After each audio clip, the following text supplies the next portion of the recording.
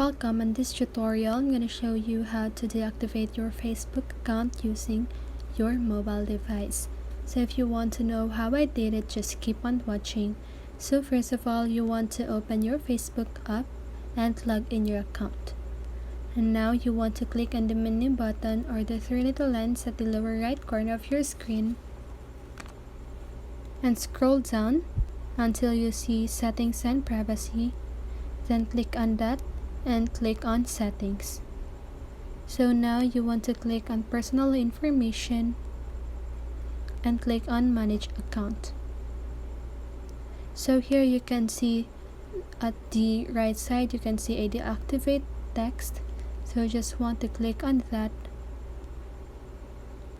And here you just need to re-enter your password to continue. So just go ahead and click on, so type your password. So once you've done that, you just need to follow some simple steps and you can now deactivate your Facebook account. To reactivate it, just go ahead and log in your account on the Facebook application. So that is how you do it. I hope this video helped you, and if it did, make sure to like, subscribe, and hit the bell notification so you won't miss a video. See you in the next one and have a great day.